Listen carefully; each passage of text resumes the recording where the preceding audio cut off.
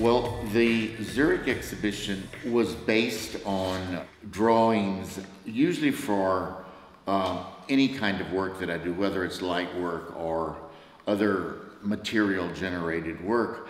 I work on a kind of grid form, and I had never taken the grid form as the architectural housing of the work.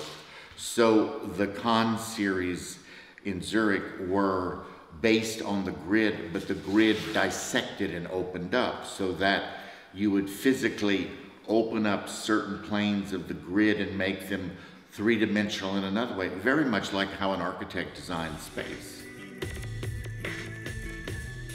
And then two other series are in the selected works.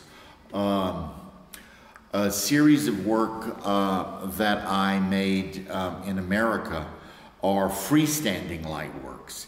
And I was trying to, since I do have an anthropological background and I was very interested in observing the structure of animals and bones, and also an attempt to try to understand the aspect of stance, of how we stand, how we move. And these particular pieces, the Herd series they're called, one of which was shown in Zurich called Buffalo, were really based on studying the stance of animals, the stance of man. Is sculpture now on 4 legs or on 2 legs or on 1 leg? And that's how this series began to be developed. And I had never made light pieces without the support of architecture.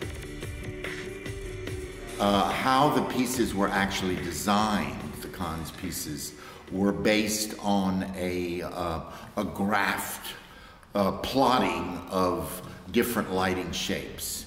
But the graph began to be opened up so that different planes of the graph became three-dimensional.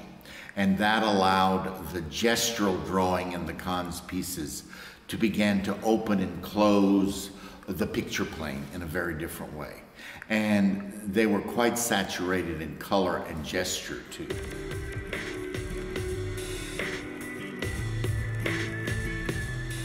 The other series of work, which was never really shown, never shown in America and never shown in Zurich, are the elliptical pieces. And these pieces were based on the last section of video work that I was investigating, the transmissional aspects of television. And we think of the solar system, of how the ellipse works in rotating planets around the sun.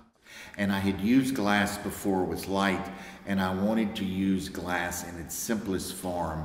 And this small series of work was based on other works that were investigating the elliptical shape and transmission.